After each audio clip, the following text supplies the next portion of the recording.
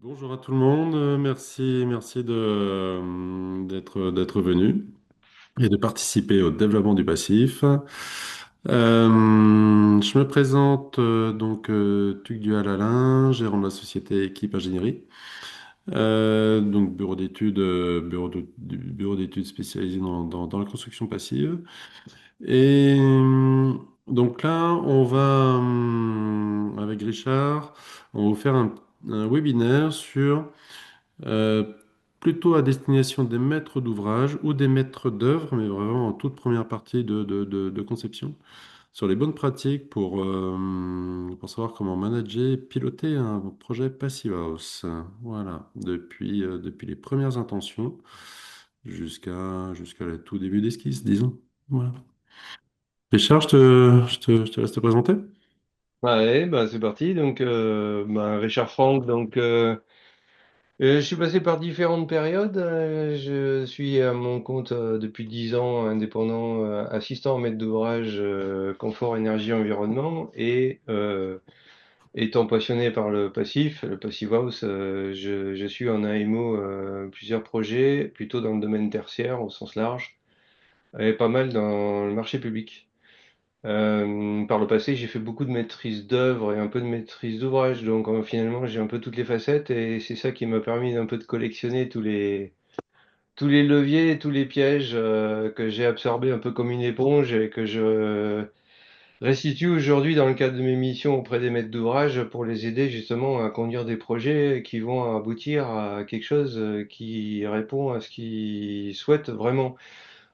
Puisque le constat depuis bien longtemps que je travaille dans le domaine, c'est que, comme beaucoup d'entre nous, hein, c'est que à chaque nouveau projet classique, entre guillemets, les maîtres d'ouvrage peuvent avoir beaucoup de bonnes intentions et d'envie et peuvent finalement être assez déçus à la finale parce que ils sont pas forcément tombés sur une équipe maîtrise d'œuvre très compétente sur ces sujets particulièrement. Et se retrouver éventuellement avec un bâtiment qui est pas forcément si confortable que ça. Quand je parle de confort, je pense notamment lumière naturelle, confort d'été, mais il y a d'autres sujets. Et pas forcément si performant que ça non plus, même si on a été très exigeant au départ. Et donc, l'idée, en fait, c'est d'essayer d'explorer un peu quelques leviers pour y aboutir réellement. Donc évidemment que la première idée, puisque là on parle du Passive House, on est quand même dans la maison du passif ici dans ce webinaire, c'est d'exploiter le levier de la labellisation Passive House. Alors si j'ai bien la main sur mon. Non, je te l'ai repris, mais Ah, si tu veux. C'était pour juste changer la slide, mais vas-y. ah ok. Alors attends. Du coup, il faut que je Hmm. repartage, hein. C'est comme tu veux. Comment ça marche? Je repartage du coup. J'ai arrêté le partage. Pardon, excuse-moi. Alors, attends, le partage. Ah oui, voilà. Ça va être bon là, cette fois. Donc, euh, ok. Alors ça, c'était le Peut sommaire. mettre en plein écran, s'il te plaît, Richard. Ah oui. Merci. C'est tout.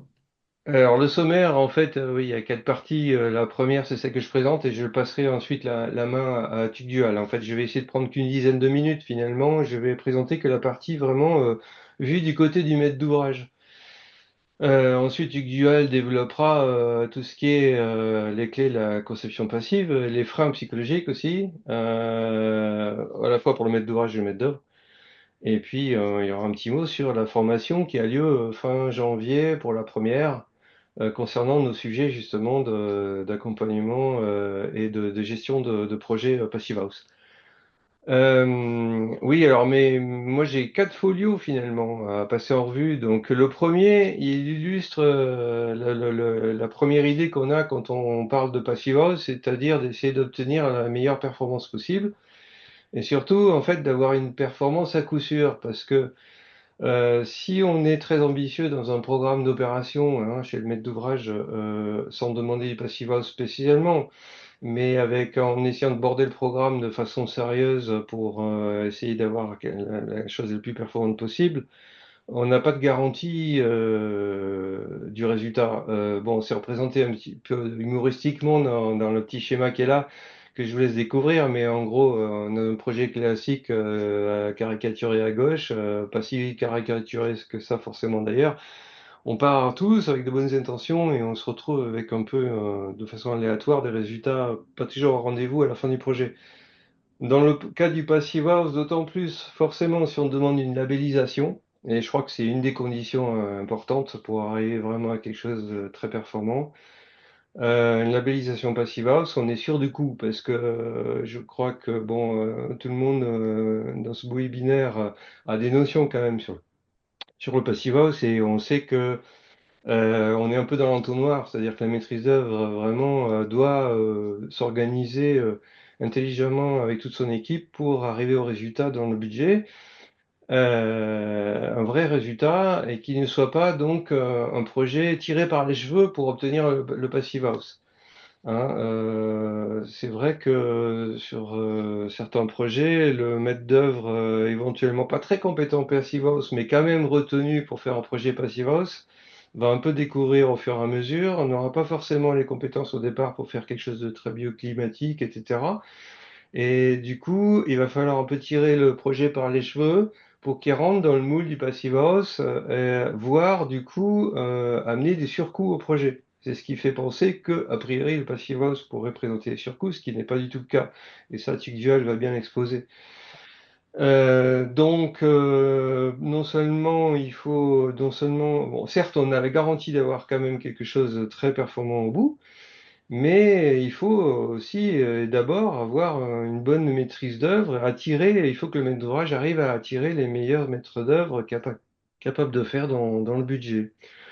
Et donc, ce qui m'amène à ce second folio, qui est plus large, puisque à partir du moment, si le maître d'ouvrage arrive à attirer justement, à sélectionner un bon maître d'œuvre, aussi bien en archi, en bureau d'études, évidemment, au minimum, on peut espérer non seulement avoir la bonne performance, en résultat final à la livraison du bâtiment, mais aussi une bonne qualité de vie, un bon confort intérieur, parce que, on va dire, les architectes qui sont passionnés par le Passive House, qui savent faire, qui ont de l'expérience, sont généralement aussi statistiquement passionnés par ces sujets de confort et d'éco-construction également, et sont également plus à même, je pense, par expérience, de travailler en symbiose véritablement avec le bureau d'études, les bureaux d'études, pour optimiser le projet en termes de coût et arriver à ce résultat-là.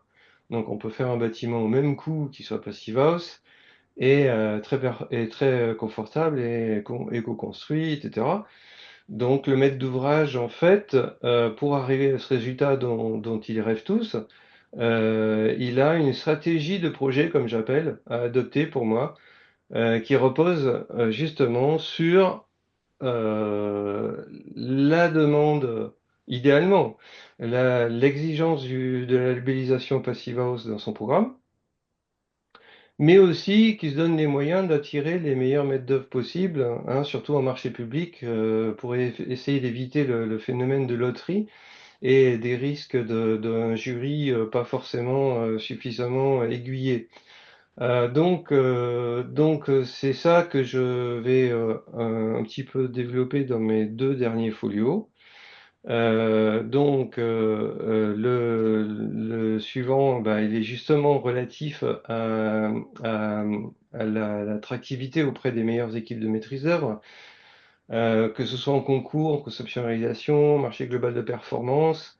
Dans tous les cas de figure, si le maître d'ouvrage à un moment donné arbitré en amont du projet sur le fait que le bâtiment sera labellisé Passive House, il va l'exiger et il va, avec son AMO éventuellement, consolider son dossier autour de ça. Donc, dans l'expression même des prescriptions du programme et du cahier des charges de maîtrise d'œuvre, etc., et même de l'avis d'appel à candidature en marché public, Il y a tout un tas de choses à inscrire qui vont tout de suite alerter les architectes et les bureaux d'études qui sont spécialisés là-dedans et qui rêvent de répondre à ce genre d'appel d'offres ou concours. Donc c'est déjà une chose. D'autant plus si dans le règlement de consultation, on exige que chaque candidature fournisse un diplôme CEPH. Le bureau d'études du groupement doit fournir un diplôme CEPH, donc nominatif par définition. Et pour moi, c'est devenu, par expérience, une condition absolument indispensable, hein, c'est sine qua non, hein. Et d'autant plus que ça, c'est vérifié et revérifié auprès de la MIC et tout. On a parfaitement le droit en marché public d'éliminer des candidatures qui ne présentent pas de diplôme CEPH dans leur équipe. Donc ça, c'est extrêmement intéressant pour les spécialistes du domaine. Ils vont se dépêcher de postuler, de constituer des équipes assez costauds, en se disant on aura certainement beaucoup plus de chances d'être présélectionné dans ces conditions que dans un concours un peu plus classique, on va dire. Donc ça, c'est déjà une chose importante. Euh, Ensuite, on peut aller au-delà de ça, c'est-à-dire que côté maîtrise d'ouvrage et côté AMO qui l'accompagne éventuellement, on peut même, avant même de lancer un avis, en marché public toujours, contacter des architectes, on va dire idéalement locaux, par rapport au projet, dont on sait qu'ils ont vraiment le profil, les compétences, pour leur dire, voilà, il y a ce projet-là qui va sortir. Ça aussi, on sait que c'est parfaitement autorisé de procéder comme ça avant de lancer le marché. Et leur expliquer la nature du projet, le fait qu'on les a repérés avec le maître d'ouvrage, et qu'on serait bien content qu'ils candidatent. Forcément, ils sont contents eux aussi. Cette démarche-là, en fait, est dans l'intérêt de tout le monde, alors d'autant plus en marché global de performance ou en conception-réalisation typiquement. Parce que ce qui se passe dans ces modes de marché public, les entreprises sont souvent au courant les autres et vont choisir un architecte avec lequel ils ont l'habitude de travailler. Mais si ça se trouve, qui ne sera pas forcément le plus adéquat par rapport à la demande spécifique du maître d'ouvrage sur ces sujets. Donc l'idée, c'est d'essayer d'inverser un peu le mouvement, c'est-à-dire de contacter plutôt très en amont des architectes suffisamment, mais pas trop, voilà, parce qu'on sait qu'il ne faut pas en contacter une centaine non plus. Et puis de faire en sorte que ce soit eux qui finalement contactent des entreprises avec lesquelles ils ont l'habitude de travailler, et ça forme des tandems très équilibrés. Beaucoup plus équilibrés, on a moins de risques de se retrouver dans une équipe où le mandataire finalement définit tout, dirige tout, et presque la conception du projet aussi. Donc, cette phase d'identification en amont, que ce soit en concours ou en conception-réalisation, marché global, pour moi, c'est très important et on l'applique de façon systématique maintenant, même en Passive House, d'autant plus, je dirais, en Passive House. Et puis, enfin, tous ces efforts, normalement, qu'on va détailler dans cette fameuse formation fin janvier, hein, évidemment, on va prendre le temps, on aura toutes les recettes, entre guillemets. Et ben, ça donne des résultats vraiment flagrants. Et sur ce petit tableau, ce sont trois projets réels que j'ai vécus. Un projet standard, on va dire, avec une demande un peu incantatoire, une ambition un peu incantatoire, donc finalement classique, avec des candidatures classiques et très peu d'équipes vraiment très costauds pour faire un bâtiment performant, en même temps côté archi et côté bureau d'études. Et par contre, deux projets parmi lesquels ceux que j'ai suivis, en passive house dès le départ avec labellisation. Et là, tout de suite, vous voyez, on a repéré à l'analyse des candidatures 20% de très bonnes équipes et 20 autres pourcents de bonnes équipes encore derrière. Ce qui fait que ça facilite le travail pour la préparation des jurys de candidatures. Ça permet, en accord avec le maître d'ouvrage, de préparer ce jury, le support de présentation du jury, de façon à rassurer le jury sur le nombre suffisamment d'équipes vraiment compétentes, capables et motivées, et leur donner envie de piocher dedans pour faire une sélection. Donc, au lieu d'avoir zéro équipe valable, comme ça peut arriver majoritairement, par rapport à ces sujets, je veux dire, bien sûr, on peut en avoir trois, voire quatre qui se retrouvent sélectionnés. C'est pour ça que j'ai écrit que le but, c'est un peu de se débarrasser du critère environnemental pour choisir un projet. C'est-à-dire que on n'est pas dans le syndrome de l'offre qui répond pas du tout à la demande en termes fonctionnels. C'est une catastrophe. C'est dommage qu'on puisse pas la choisir parce que du point de vue énergie et environnement, c'est parfait. Et par contre, il y a une offre, bah, c'est quand même prioritaire, hein, qui répond bien sur un plan fonctionnel, qui fait l'unanimité de ce point de vue, mais qui ne répondra pas forcément aux besoins en termes d'énergie et environnement. Et ça, on ne peut l'éviter en ayant réussi éventuellement à sélectionner que des bonnes équipes. Forcément, c'est plus un sujet d'une certaine façon. Et puis le dernier folio que je voulais passer en revue, c'est celui-ci, c'est-à-dire l'accompagnement pendant le projet. Donc il y a la phase amont du concours d'appel d'offres, où pour moi, par expérience, ben, il faut aller plus loin que la simple rédaction d'un petit chapitre énergie-environnement dans le programme. Il faut vraiment, au-delà, travailler également, et c'est ce qu'on verra à la formation, hein, des bouts des chapitres pour le cahier des charges de maîtrise d'œuvre, où on est beaucoup plus précis sur les besoins en termes de prestations. Ça les aide dans le chiffrage et dans le chiffrage notamment des missions complémentaires qu'on leur définit explicitement, pour mettre à l'aise notamment le thermicien, qui est quand même celui qui est le plus concerné en matière de missions complémentaires. La rédaction aussi de quelques clauses de l'avis d'appel à candidature et du règlement de consultation. Donc là, il y a toute une recette aussi, des pièges et des leviers, des choses à demander. Je parlais tout à l'heure du diplôme CEPH, mais il y a beaucoup d'autres astuces, en fait, même dans le déroulement du concours de l'appel d'offres, jusqu'à la phase de négociation et de mise au point du projet avant signature du contrat. Tout ça, ça peut se définir de manière assez complète pour faciliter, pour arriver vraiment à obtenir, à converger vers une équipe costaud à la fin de la procédure. Pendant le concours, ben, il y a toute cette préparation des jurys que j'ai abordé très rapidement. La présence également de l'AMO lors de la réunion question-réponse avec les équipes présélectionnées, ça c'est très important. Si vous êtes intéressé, enfin en tout cas je l'aborde en formation, je donne une liste, des exemples de listes de choses importantes à résumer en 10-15 minutes lors de ces réunions aux équipes présentes pour qu'elles partent vraiment du bon pied. Et puis voilà, la phase négociation mise au point qui est importante aussi, qu'on peut systématiser sur les projets, y compris Passive House. Et enfin, pendant les études, on va, pour moi, plus loin que... Ça n'est pas que de l'analyse hein, pour un AMO, on est vraiment dans le cadrage du projet, le dialogue avec la maîtrise d'œuvre et la maîtrise d'ouvrage pour démarrer et finir chaque phase. Et voilà. Et en fait, je crois que bah, j'ai dit ce que j'ai à dire pour rester dans les 10 minutes. Mm. Et il y aura Ok. peut-être des questions à la fin auxquelles je répondrai avec plaisir. Donc j'étais un petit peu rapide, j'ai survolé, mais voilà, je voulais donner les notions de ce que j'appelle la stratégie de projet vue du côté du maître d'ouvrage. Mm. Merci. Après, on peut pas faire 2 jours de formation en 1 heure. Ouais. Euh, Attends, je vais partager du coup la suite. Ouais.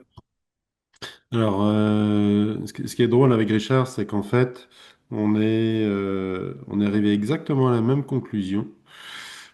Euh, C'est-à-dire que c'est vrai que le point le plus important vraiment dans un projet passif, c'est vraiment le choix et le contrôle après de l'équipe de maîtrise d'œuvre. Clairement, si la maîtrise d'œuvre dans son ensemble ne maîtrise pas le passif, on se retrouve soit avec des surcoûts très importants, euh, ou pire, ça marche pas. Voilà. Donc, quand ça marche pas, de toute façon, c'est toujours trop cher. Et effectivement, aujourd'hui, on est arrivé. Donc, moi, je vais m'occuper plus de la partie maîtrise d'œuvre et pilotage de la maîtrise d'œuvre après. Effectivement, on arrive aujourd'hui à une période un peu particulière où les coûts et la complexité, la difficulté de construire passif diminuent d'année en année. Les matériaux deviennent assez courants. Euh, les entreprises, on a des entreprises qui sont à peu près qualifiées, on n'a pas trop de problèmes là-dessus. Et à l'inverse, les bâtiments RE20, 25, etc., ont des coûts et des complexités qui augmentent. Voilà, donc on est un peu à la croisée des chemins où je vous garantis, hein, dans 5 ans, on construira passif tout simplement parce que ça revient moins cher. Et ça sera pas forcément plus simple, mais ça reviendra moins cher. Et l'efficacité énergétique bas coût, elle est vraiment définie à l'esquisse. Voilà, quand une image sort, le projet sur la partie énergie, elle est faite. Parce que le passif, c'est là, c'est le bâtiment, c'est la conception bioclimatique, etc. C'est pas les équipements qu'on met en place. Donc, je remets une couche par rapport à ce que dit Richard. Donc, effectivement, un thermicien CEPH est absolument obligatoire dans l'équipe. Et un architecte, aujourd'hui, un architecte formé CEPH aussi, ou à minima qui maîtrise parfaitement le passif, etc. Mais formé. Voilà. Ça évite beaucoup de discussions et de temps passé, et surtout, on va tout de suite aux bonnes solutions. On gagne un temps fou et pas mal d'argent. Sur les bureaux d'études fluides, la grande différence, ce que j'ai pu constater sur des projets, donc lorsqu'ils sont ouverts d'esprit, même s'ils sont pas formés, ça passe bien. Euh, Si par contre, la grande différence, c'est qu'habituellement, ce sont les bureaux d'études fluides qui disent ce qu'il faut mettre au thermicien, mais moins une pompe à chaleur, un géothermie, etc. Là, c'est exactement l'inverse. C'est le thermicien qui dit au bureau d'études fluides ce que l'on doit faire. Et c'est pas toujours évident quand c'est pas la même société. Voilà. Et que le bureau d'études fluides n'est pas formé. Un risque que j'ai vu aussi également, lorsque des économistes n'ont pas l'habitude du passif, c'est de surestimer les prix. On ne sait pas, donc je mets 30-40% de marge sur les menuiseries notamment, etc., sur les épaisseurs d'ITE. Pour info, là, on a un dossier, c'était assez étonnant, entre mettre 26 cm d'ITE ou 24 cm, c'était 2 euros du mètre carré. Parce qu'en fait, ça changeait rien, quasiment plus rien. Le fournisseur, il avait les mêmes prix, en fait. Donc, voilà, c'est des choses qui sont en train de changer en ce moment. Euh, bon, le suivi de chantier, ça on en parle, mais c'est vraiment l'équipe de maîtrise d'œuvre. Le point qui est vraiment commun sur tous les projets, quel que soit le niveau de connaissance, etc. Ce qu'on a constaté, c'est que quand il y a une volonté de l'ensemble de l'équipe de maîtrise d'œuvre et de maîtrise d'ouvrage pour y arriver, pour trouver des solutions, que ce soit technique ou économique, systématiquement, on a trouvé. Et ça date pas de 1 an ou 2 ans, ça fait plus de 10 ans qu'on fait ça. Donc, vraiment. Voilà. Tac. Petit rappel, j'enfonce des portes ouvertes, mais le premier facteur technique d'efficacité, de coût et environnemental, c'est la compacité du bâtiment. On peut le tourner dans tous les sens que l'on veut. Euh, Parce que la surface qui nous intéresse, nous, c'est la surface utile, la surface habitable, enfin la surface utilisée du bâtiment. Et si à surface utile identique, vous avez 20 à 30% de murs en plus, ou de parois extérieures en plus, et ben, le bâtiment, il est plus cher de 15-20% en plus. C'est systématique, voilà. Avec des performances moins importantes, Donc du coup, pour la même performance, il me faut des épaisseurs d'isolant plus importantes, des gestions de pont thermique plus compliquées, etc., etc. Un petit graphe pour ceux qui ne le connaissent pas. En dessous, là, c'est trois courbes. En bas, j'ai le rapport de compacité, donc c'est ce rapport de la surface en contact avec l'air extérieur divisé par le volume. Et sur les ordonnées, le besoin de chauffage en kilowattheure par mètre carré par an, donc les fameux 15 kilowattheures pour le passif en bas là. Voilà.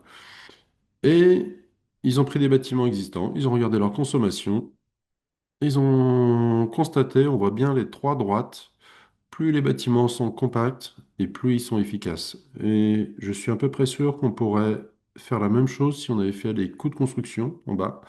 Plus les bâtiments sont compacts, plus ils sont économiques. Et ce qu'on constate, c'est que un vieux bâtiment des années 90, très compact, le bâtiment basse énergie, ça équivaut à notre RT 2012 à peu près, voilà, était quasiment systématiquement plus performant qu'un bâtiment RT 2012, mais pas très compact. Voilà, c'est systématique. Et un bâtiment passif, entre guillemets, raté, c'est-à-dire pas très compact, etc., eh ben, on arrive quand même à 20 kWh par mètre carré par an. C'est-à-dire, il est encore plus performant que les meilleurs bâtiments RT12 ou Euro 25 qui existent. Voilà. Donc ça, c'est quelque chose que l'on regarde sur vos projets aussi à la fin des formations. On prend vos projets et ça doit être un premier réflexe, c'est est-ce que je suis compact? Ou le plus compact possible. C'est-à-dire qu'on n'est pas, on fait pas que des cubes et très loin de là. Ouais. La compacité, si un point important, c'est plus les bâtiments sont gros, moins la compacité, moins la forme du bâtiment, entre guillemets, est impactante. La compacité vient tout simplement de la taille. Voilà. Plus les bâtiments sont gros, plus ils sont compacts par nature.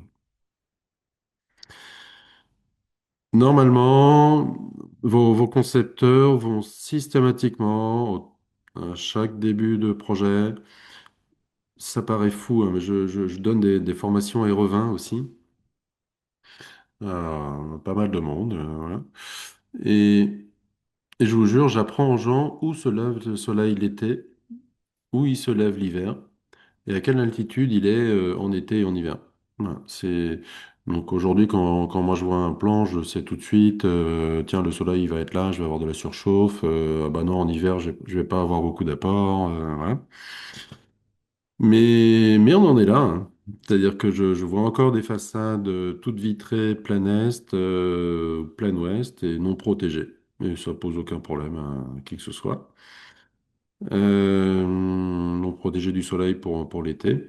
Donc on va systématiquement tirer le meilleur parti du terrain, du projet, de la conception, des apports solaires en hiver, des protections solaires en été, etc., etc.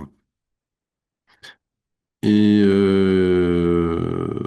voilà, donc on vous apprend en tant que bête d'ouvrage, c'est des choses toutes bêtes, hein, c'est pas plus compliqué que ça, mais que vous devez pouvoir comprendre et puis contrôler de la part d'un archi. C'est-à-dire que si j'ai encore vu un projet sur Marseille, là, toute une façade plein est, entièrement, mais vraiment plein est, entièrement vitrée, de haut en bas, mur rideau, zéro protection solaire, bâtiment Aéro 25 avec tous les labels qui vont bien. Bah, ils arrivent même pas à le climatiser, tellement en période de canicule, il fait chaud. Voilà, donc est, ouest, enfin la totale, hein, tout vitré. Voilà, le bâtiment des années 80. Mais il est conforme R25. Voilà. Donc ça, en tant que maître d'ouvrage, vous avez la responsabilité, vous devez savoir ce type de b.a.-ba. Et si vous voyez un architecte qui ne l'a pas, il y a un problème. Voilà, voilà. Donc vous n'avez pas à savoir calculer, etc. Ça, c'est évident en tant que maître d'ouvrage. Mais, mais j'apprends aux gens où se lève le soleil le matin et où il se couche le soir, quoi. Voilà, c'est fou. Il y a aux différentes périodes de l'année.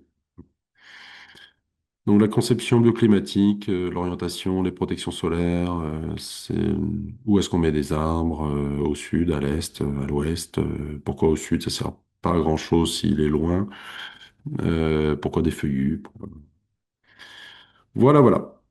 Donc ça, on le voit, formation. Alors c'est vrai que notre,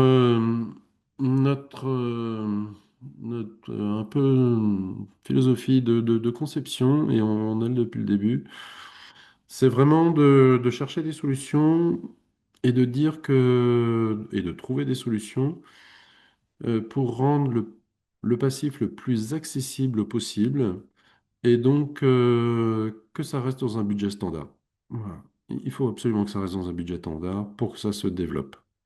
Et pour être sincère, on le fait déjà depuis 2012, notre premier projet. On a eu un projet en 2024 très particulier, c'est-à-dire que sur un même terrain, il y avait trois, donc c'était du logement collectif, trois bâtiments, 31, on avait du 31, 33 et 46 logements. Et donc, même appel d'offres, deux bâtiments en RE20 et un autre en passif. Il y a une petite bande de six logements en bande, mais ceux-là ils sont un petit peu à part. Même entreprise, même type d'architecture, c'est-à-dire même type de revêtement de façade. Enfin voilà, grosso modo une unité architecturale globale dans le nord, donc avec un peu de briques. Et en fait, c'est notre projet passif qui est revenu le moins cher, voilà, au mètre carré. Euh, et on aurait pu encore le rendre, enfin, on a encore continué après l'appel d'offres à l'optimiser, on aurait pu encore l'optimiser. Euh, donc, on vous explique un peu les méthodes. Donc, on a travaillé la compacité, effectivement, un certain nombre de détails constructifs, mais globalement, on n'a pas changé fondamentalement, on n'a pas changé la taille du bâtiment, le nombre de logements ou quoi que ce soit. On a juste travaillé un peu, un peu de modélisation de façade sur les balcons. Et voilà. Voilà. Donc, c'est pas compliqué d'y arriver. Et, et ce qui compte, c'est le seul chiffre que vraiment qui est important pour le maître d'ouvrage, lorsqu'il regarde son budget, c'est celui qui est en bas à droite. L'ingénierie, le savoir-faire, c'est de où on met au mieux l'argent en haut, dans tel lot, etc. Donc j'entends double flux, c'est pas possible, etc. Bah si, c'est tout à fait possible. Si on économise sur l'eau chaude, si on économise sur le chauffage, si on économise sur la compacité, voilà, etc., etc. C'est complètement possible. Voilà. Donc là actuellement, c'est en chantier, il doit se livrer, je sais plus, je crois au mois de février, mars, un truc comme ça. Voilà. Projet dans le nord de la France. Si, j'explique quand même une petite de colonne. Donc, dans le passif collectif, c'est là. Donc, c'était le bâtiment qui se trouve dans un angle là. Donc, effectivement, il a été le moins cher des trois, quasiment au même prix. On nous a fait la remarque aussi, oui, mais si j'avais, avec la même forme du bâtiment, euh, si on l'avait fait avec les mêmes techniques, donc du coup, on a les prix des bâtiments aérovins, puisque ce sont les mêmes entreprises, il aurait été moins cher. Donc, effectivement, le collectif C passif est sorti à l'appel d'offres à 1421. On a continué à l'optimiser, notamment sur la ventilation, etc. Enfin, il y avait un certain nombre d'optimisations à faire. On l'a redescendu à 1245 €, enfin 1300 et quelques. Ça dépend si on prend en compte la vente de local technique qui ne servait plus. En fait, on l'a supprimé, on a transformé ça en surface vendable. Bah, ça revient au même, en fait. Entre un bâtiment et revin, avec la même forme, etc., les mêmes techniques, et le bâtiment passif optimisé, 1306, 1311, on est exactement dans les mêmes ordres de prix. Voilà.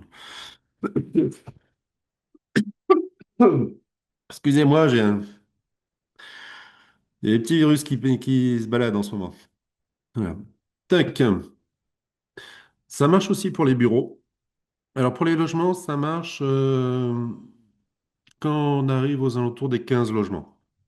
En dessous des, en dessous des 10 logements collectifs, ça commence à être plus dur. Et vraiment, quand on est sur des tout petits logements, voire maisons individuelles, ça ne marche pas. Voilà, on sait pas, il y a trop de techniques, trop d'études, etc. Par contre, dès qu'on arrive à 15 logements, c'est à peu près ça qu'on constate, le passif revient au même prix. Pour peu que ce soit étudié dès le début. Un autre exemple de ça, où là, à l'inverse, on est sur un projet qui était déjà conçu, permis de construire déposé, il était en cours d'instruction, donc presque purgé. Il nous a demandé on forme le maître d'ouvrage au passif, et effectivement, il cochait toutes les cases de devenir facilement passif. Voilà. Donc, on le modélise en existant. Il y avait relativement peu de choses à modifier. Donc là, pour info, c'est à Toulouse. C'était un bâtiment de bureau en blanc. C'est la Comcom de Toulouse qui l'achète en bloc au global. Voilà. Et donc avec une équipe de maîtrise d'œuvre qui ne connaissait pas le passif, mais qui par contre avait vraiment le souhait d'y arriver, avait une vraie volonté, que ce soit sur la partie architecte, bureau d'études, économiste, enfin, ouais, c'était OK. Ouais, on a donné les éléments, mais ça s'est bien passé. Et à l'appel d'offres, en fait, on a gagné 257 000 euros sur ce dossier-là en le rendant passif. Au début, pour la petite histoire, hein, la seule chose qui manquait dans ce bâtiment-là, c'était des protections solaires type BSO. Donc on est à Toulouse quand même, un climat un peu chaud.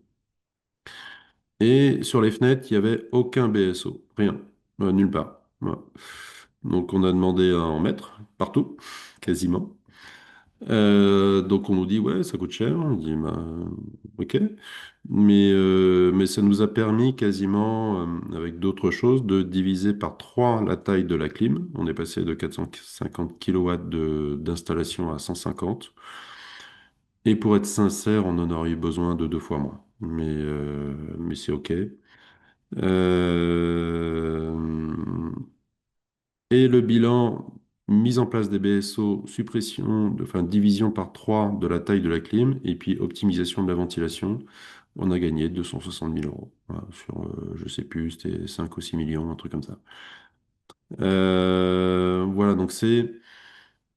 Ah oui, c'était un projet RT 2012, au fait, ouais, même pas RE20. Ouais. Donc, un projet qui datait un petit peu. Voilà. Et il y aurait eu d'autres optimisations possibles, mais bon, c'est comme ça. Donc, dans le tertiaire, c'est vraiment soit l'équipe est vraiment ouverte et on peut y arriver. J'ai eu plein d'autres contre-exemples hein, où on n'y est pas arrivé alors que ça aurait été tellement facile et ça aurait coûté moins cher. Ou alors vous avez tout de suite la bonne équipe qui maîtrise et qui va tout de suite aller chercher ces 250 000 euros. Voilà. S'il y a vraiment une slide en tant que maître d'œuvre ou maître d'ouvrage, à la fin, notre équipe là, on suit ces préceptes qui sont assez basiques, hein. Quand on veut faire de la performance et pas cher, c'est je prends tout ce qui rapporte de l'argent et augmente la performance. Ouais, quand je supprime un local technique et je transforme en surface de vente ou en logement, ben, je gagne de la place et je vends. Voilà. Le savoir, je le mets là parce que un bon conseil vous fait gagner de l'argent et augmente la performance du bâtiment. Et il est aussi tout en bas, c'est-à-dire qu'il peut aussi vous coûter très cher et diminuer la performance. C'est-à-dire qu'un mauvais conseil va être là. Donc, d'où l'importance vraiment primordiale du choix du choix du maître d'ouvrage de choisir une bonne équipe avec lui. Il y a des choses qui sont gratuites et augmentent la performance, la compacité bioclimatique, etc. Des choses qui sont efficaces et pas chères, ben pareil, on les maximise. À l'inverse, on minimise tout ce qui va être moins efficace et coûte cher. C'est-à-dire qu'un pont thermique un peu compliqué à gérer, qui va coûter cher, etc. Eh ben, je préfère augmenter d'un 1 centimètre l'isolation partout et puis me payer ce bon thermique-là, si j'ai pas de problème de condensation, évidemment. Voilà. Pareil sur les menuiseries. Et puis après, il y a des choses faut arrêter de faire, quoi. Je veux dire, des descentes de paix à l'intérieur du bâtiment, c'est juste une paroi intérieure qu'il faut isoler, qui est déperditive, avec des risques d'infiltration, avec des risques de condensation dessus, etc. Donc on les met dehors, quoi. L'eau, on construit des bâtiments et après on fait venir l'eau dedans. C'est un peu ballot. Voilà. Donc ça revient moins cher et c'est meilleur. Euh, il y a des choses, l'isolation par l'intérieur, par exemple, dans les régions chaudes, c'est OK, ça passe. Ça- Bon, ça a pas beaucoup d'incidence. Donc, Toulouse, les bureaux, là, c'est l'isolation par l'intérieur. C'est pas un souci. Double vitrage et isolation par l'intérieur. Voilà, voilà, voilà. Les protections fixes, voilà. Donc, on détaille un petit peu ça. Et effectivement, ce qu'on s'aperçoit, je vais finir rapidement, c'est que on en parle beaucoup. C'est pas un problème d'argent, c'est pas un problème de savoir, on sait faire, c'est pas un problème de matériaux, c'est pas un problème de technique, il y a tout ce qu'il faut aujourd'hui pour faire du passif, voilà. C'est vraiment de changer les habitudes de pensée et de conception. Voilà. Donc ça c'est difficile. Voilà. Donc on travaille pas mal, j'aime bien cette petite phrase, les faits sont complètement démentis par mon opinion, et on le devient et c'est de plus en plus la société où on vit. On parle d'esthétique, voilà comment, en fait, cette conception, je sais que dans ce webinaire, il y a des archis qui suivent ça, qui maîtrisent le passif, et quand je vois ce qu'ils font, c'est waouh, quoi. Voilà, donc c'est pas, on sait faire du passif, on sait faire beau, on sait faire de l'économie aussi, voilà, c'est possible de le faire, il faut juste que ce soit une volonté. Je vais laisser un petit peu de temps pour les questions. Donc, tout ce qu'on voit là, on le voit vraiment en détail et comment l'intégrer ça dans votre stratégie d'entreprise en tant que maître d'ouvrage, en tant que maître d'œuvre aussi. C'est pas une formation, on fait du calcul. Par contre, c'est une formation où vous comprenez ce que vous faites. Un mètre carré de vitrage non protégé, c'est 800 watts de climatisation que vous devez mettre en plus dans vos bureaux. Voilà. Par exemple. Franck et moi, on aura le plaisir et la joie d'animer cette formation-là sur le 29 et 30 janvier, où en plus on passe un quart du temps de cette formation à regarder vos projets, que ce soit depuis la phase préparation ou la phase vous pouvez déjà y être, hein, c'est pas un problème. Voilà. Tac. Et à réserver sur le site La Maison du Passif, formation CEPH, etc. Vous avez le téléphone, Mathieu, Victor et toute l'équipe vous renseignera. Il faut être membre de cette association, elle est vraiment trop géniale. Ouais, ils sont trop top dans l'équipe. Ils font vraiment un très beau boulot. Voilà. Et puis la newsletter, dans le cas où vous n'avez pas lu jusqu'au bout. Voilà. Donc, je ne sais pas s'il y a des questions, j'ai pas fait attention. Merci, Tuduel et Richard, pour cette présentation. Oui, oui, je vous confirme qu'il y a des questions. D'ailleurs, vous pouvez encore en poser si vous avez, si vous ne les avez pas encore posées dans la rubrique Q et R qui est placée en bas de votre écran. Alors, je pense que une première question, c'est une question qui va dans le sens des raisons d'être de cette formation, de comment manager un projet passif performant et sans surcoût. C'est comment un maître d'ouvrage non professionnel devrait-il savoir ce genre de choses, donc à peu près tout ce que vous avez indiqué. Et si le maître d'ouvrage doit être aussi professionnel que les professionnels, pourquoi payer des missions de conception? Pour moi, c'est pas vraiment le maître d'ouvrage ne doit pas du tout être à la hauteur. De l'équipe de conception, mais je te laisse répondre, Stuel et Richard aussi. Tu veux, Richard? Oui, alors en fait, non, effectivement, c'est pour moi, on n'est pas dans la formation pour maître d'œuvre, on est dans la formation à la conception. L'état d'esprit, c'est vraiment ces deux journées-là, c'est plutôt bien que ça s'adresse aussi bien à des maîtres d'œuvre qu'à des maîtres d'ouvrage. C'est quand même une vision très maître d'ouvrage et un point commun maître d'ouvrage. Et les éléments techniques et architecturaux qui sont présentés en guise d'exemple sont aussi des éléments qui doivent être connus, selon nous, de la maîtrise d'ouvrage pour mieux être mieux à même d'analyser les propositions des candidats Ouais, et négocier, mettre au point un projet avant de démarrer. ouais, Donc, c'est dans cet esprit-là, par exemple, c'est vrai que dans ma partie d'intervention, j'ai prévu d'aborder certains éléments de préparation de marché sur les aspects confort d'été, lumière naturelle. Donc on va pas expliquer la façon de concevoir le bâtiment, mais plutôt mettre en lumière ce qui doit être analysé, ce qui doit être repéré comme vraiment très bien conçu ou au contraire mm. problématique.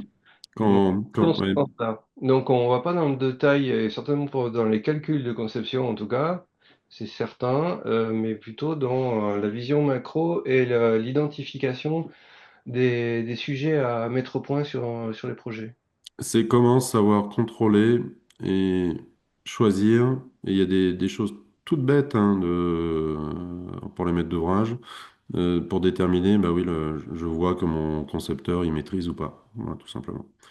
Le projet à Marseille, une façade vitrée entièrement non protégée, un maître d'ouvrage aurait dû dire, ben ça c'est un architecte que je vais pas aller, ça marche pas. Oui, Voilà, concept la façade est-ouest non non protégée dans une protégé, zone où il fait très chaud, où surtout il y a beaucoup de soleil, c'est une erreur de débutant, voilà. Et entre guillemets. pourtant, c'est Enfin, un dossier qui est à peu près à 140 millions d'euros de travaux. Tu vois. ah, Oui, oui, c'est ça pas fait un A. budget débutant. Oui, ça fait A. C'est pas un budget débutant, mais c'est une conception débutante. Oui. Donc, pour synthétiser, on ne demande pas, enfin, la formation qu'on propose pour manager un projet passif se substitue pas du tout à une formation de concepteur. C'est vraiment pour avoir les clés de comment, des erreurs à pas faire et du chemin le plus simple pour euh, obtenir un bâtiment passif, si je comprends bien. Mm. Et en matière d'organisation, de gestion de projet, de préparation du dossier également, en fait. Il n'y a pas que les aspects techniques et architecturaux, c'est vraiment l'ensemble qui lui donne le maximum de chances d'aboutir. Est-ce qu'il y a d'autres questions? Parce que sinon. Alors quelqu'un me demande si le graphique compacité pour du logement. Alors moi, je comprends que non, mais je vous laisse répondre. Ouais, je réponds là-dessus. Euh, tac. Si ça, c'est que pour le logement? Oui, tout à Oui. fait. Non, c'est valable pour tout type de bâtiment, quel qu'il soit. Donc, évidemment, le logement, mais aussi du bureau. Euh, donc, on apprend il y a parfois des petits détails comme ça que l'on voit pas, qu'on a l'habitude de voir et qui, en fait, sont très impactants. L'histoire des loggias, etc. Voilà. Ou des locaux non chauffés à l'intérieur. On a l'impression que c'est compact, mais en fait, non, c'est un gruyère. Euh, Ok. voilà. En fait, la nuance a été apportée tout à l'heure par Arthur Duval, justement en parlant de taille aussi du projet. C'est-à-dire que c'est vrai qu'en tertiaire, la différence entre très compact et peu compact est moins nette qu'en résidentiel. Non seulement parce qu'il y a une taille différente, en tertiaire, on a souvent des projets plus importants, donc c'est plus facile. Mm. Mais aussi en termes d'usage, puisque en tertiaire, on peut avoir on n'a pas la même répartition de consommation entre les cinq usages, et donc avoir finalement une compacité qui, par exemple, typiquement en lumière, en éclairage artificiel, n'est pas favorable aux consommations du bâtiment trop Mm. compact. Donc, en tertiaire, il y a un peu moins de différence. Mm. Mais de toute façon, la taille même du projet, sauf à faire un petit bâtiment de 500 mètres carrés, va faciliter, va de toute façon faciliter naturellement Ouais. le calcul de Et, la capacité. et on dit pas de faire que des cubes ou des rectangles. Hein. C'est pas du tout ça le truc. C'est juste savoir Ouais. ce que l'on fait. Voilà. Mm. Ça fait partie des gros a priori qu'on peut avoir sur le passif, Voilà, c'est ça, oui. Mm. les cubes ou les bunkers. Euh, Quelqu'un demande, parce que en fait, tu dis, allez, Richard, vous avez surtout parlé de projets collectifs ou tertiaires. pas de projet de maison individuelle en tout cas. Mm. Quelqu'un demande si cette formation, elle peut être aussi pour des maîtres d'ouvrage particuliers. Parce qu'en tout cas, on comprend bien que cette formation, elle Ouais. est à destination des maîtres d'ouvrage professionnels. Est-ce que ça peut aussi Ouais. marcher pour un maître d'ouvrage particulier ou pas forcément? Ouais, je vais être sincère, pas tout à fait. Ok. C'est plus pour du professionnel. Euh, le pourquoi, alors je dirais particulier, si c'est quelqu'un qui veut faire de l'autoconstruction, la formation CEPH elle-même, là carrément. Pourquoi? Pour C'est faire de mieux. Donc la formation pour la l'autoconstruction. conception de bâtiments Pour la passifs, pas la conception, formation pour de concevoir sa 10 jours. maison, pour la construire, etc. Ouais. Ok. Euh, et après en maison, il y a pas mal de littérature là-dessus. Il y a le livre qui est génial là, sur les maisons passives de, je sais plus, merde, où il y a tout un tas d'exemples, vraiment. Mais non, c'est plus à l'intention des professionnels, euh, parce que le gain en fait est proportionnel de toute façon à la taille. Voilà, donc plus les dossiers sont gros et plus cette formation est intéressante. Je dirais que le seuil, en fait, c'est en logement, c'est quand on arrive à 10-15 logements. Voilà, c'est à peu près ça. En dessous, c'est un peu plus compliqué. En dessous de 10-15 logements, donc c'est pas vraiment adéquat. Ouais, c'est pas facile, Ok. c'est pas évident. C'est pas vraiment, c'est difficilement rentabilisable, entre guillemets. D'un coup, enfin, si on fait qu'un seul projet comme ça. Et en bureau, ouais, c'est à partir de 500 mètres carrés, quoi. Voilà, à peu près ça. Ok, ça marche. Merci. Bah, du coup, c'est assez clair le public cible Hmm. de cette formation. J'ai une question sur un bâtiment en particulier. Avez-vous déjà proposé un bâtiment passif sans chauffage et clim comme le bâtiment appelé 22-26 afin de baisser les coûts et la conception dès la Ouais, conception et sur l'entretien par la suite? Alors, si je me souviens son nom, le 22-26, c'est un bâtiment avec Vienne. Hmm. je crois que c'est pas, il n'y a pas de double flux dessus, hein, si je me Non, souviens non, il n'y a pas. pas de double flux, C'est c'est-à-dire ça, hein. que, ouais, ouais. Je, on en Pour parle moi, beaucoup de ce elle est un peu, bâtiment, ouais, ouais. c'est un peu un contre-exemple parce que bah, du coup, c'est pas un bâtiment passif. Ouais, alors, non, ce qui serait intéressant, ce qui est dommage, c'est qu'aujourd'hui, il y a eu énormément de communication sur sa conception, sur un machin, etc. Par contre, je n'ai eu aucun retour, alors que ça fait plusieurs années qu'il est en service, sur un, le confort intérieur et deux, la consommation énergétique. C'est-à-dire que c'est que par ventilation naturelle où les fenêtres s'ouvrent par capteur. J'ai un taux de CO2 qui augmente, pof, ma fenêtre s'ouvre, le taux de CO2 diminue et ferme, etc. Voilà, il n'y a pas de chauffage, il n'y a pas de clim. Euh, pour être sincère, en tout ce qui est ventilation naturelle, etc., je n'ai jamais vu une seule étude chiffrée, enfin monitorée, avec des résultats qui sont positifs, soit sur en confort, en consommation, en taux de CO2. Voilà. Donc, On lance un appel si quelqu'un connaît une étude, on est intéressé j'aimerais de la l'avoir, et recevoir. je suis un peu étonné parce que vu la communication qu'il y a eu quasiment mondiale sur ce projet-là, depuis les années que ça tourne, c'est assez simple de mettre ils ont toutes les données, taux de CO2, température et conso énergie. On les a encore jamais eu. Enfin, j'en ai jamais vu en tout cas. Mais je suis curieux d'en avoir. Ok, Donc c'est je très pense clair, que ça merci. marche pas, en fait, pour être sincère. Voilà. Mais j'attends. Ou peut-être que c'est pas forcément adapté à tous les climats, c'est-à-dire que ce que je crois Mm. savoir, c'est que ce bâtiment est implanté dans une région avec une relative stabilité climatique tout au long de l'année. C'est froid quand même, hein. Ouais, Oui. et puis surtout, parce que j'ai eu l'occasion de le visiter et je me suis rendu compte que finalement, bon, ça sert, c'est du tertiaire, il y a ces bureaux, mais c'est des espaces entièrement paysagers et Mm. très blancs à l'intérieur parce qu'ils ont fait le choix d'avoir très peu de surface vitrée. Et la seule chose qui est automatisée dans le bâtiment, c'est effectivement l'ouverture des ouvrants de ventilation naturelle, et qui sont peu nombreux, mais a priori suffisants. Et donc, en matière de qualité de vie intérieure, le ressenti, c'est que, a priori, bah, c'est agréable, mais à condition de ne pas changer le parti pris d'aménagement intérieur. C'est-à-dire sans cloisonnement, avec une ambiance très blanche, parce qu'il faut diffuser la lumière naturelle pour compenser le peu de vitrage.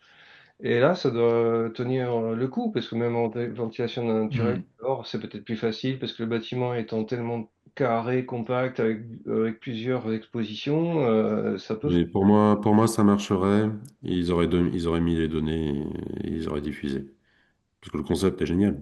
Mais je suis curieux. Mais on retient que si des, un jour des données sortent, ça nous intéresse de les savoir.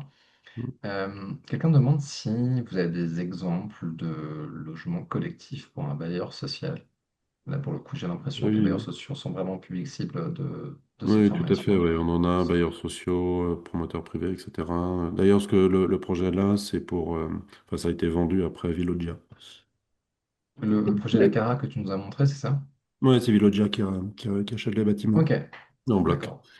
Ouais, Villogia qui fait d'ailleurs pas mal de passifs ouais, les certifiés aussi. Villogia, Torogien, etc. Ils sont assez en avance là-dessus. Et effectivement, ils ont des super retours, que ce soit en usage, en maintenance aussi,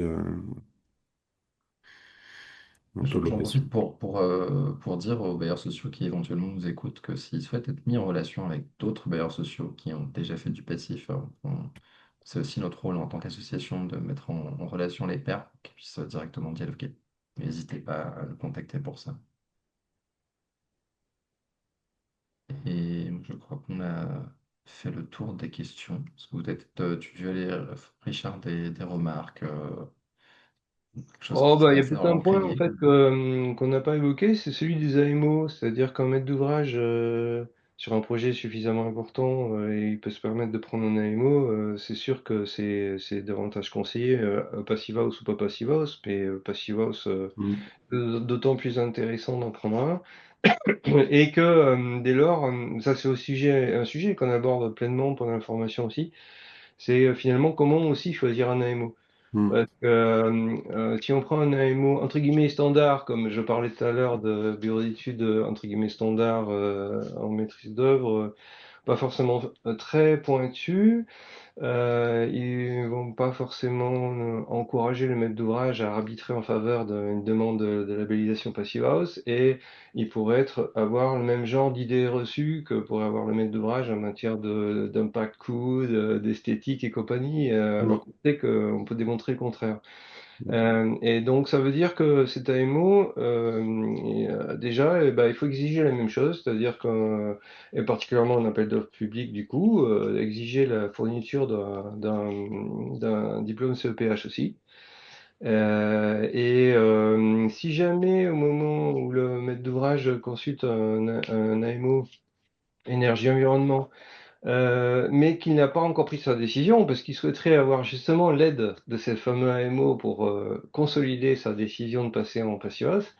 À ce moment-là, comme il ne sait pas, il peut mettre une option, définir une prestation optionnelle en Passive House, c'est-à-dire qu'en tout début de mission, le prestataire va aider le maître d'ouvrage à arbitrer des choses fondamentales, donc en particulier l'objectif, la cible, label Passive House éventuellement. Et si c'est validé, eh ben, donc on déroule l'option qui va avec le spécialiste qui fait partie de cet AMO. Et si c'est finalement pas retenu, on laisse tomber la partie. Voilà. Mais ça, c'est pour le maître d'ouvrage, il faut l'anticiper dès l'appel d'offres, parce que sinon, s'il se retrouve avec un AMO qui est pas dans la partie passive house et qui a un peu peur, il va pas forcément pousser le maître d'ouvrage à y aller.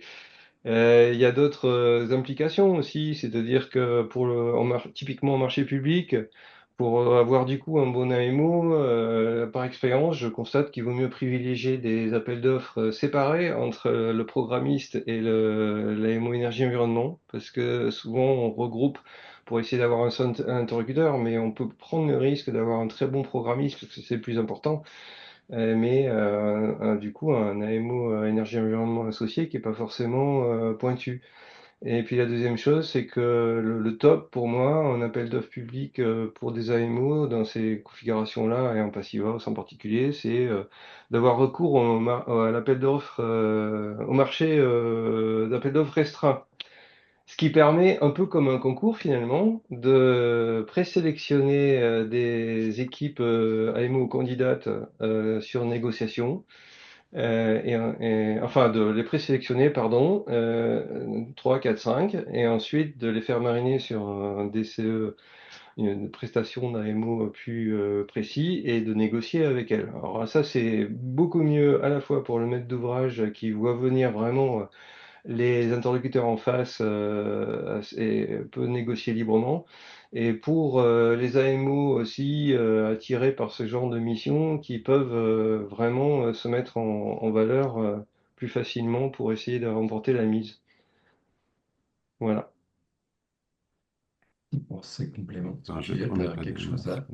ajouter? Ou si tu veux me remettre la dernière slide, s'il te plaît. Tu as quelque chose à ajouter, tu dirais?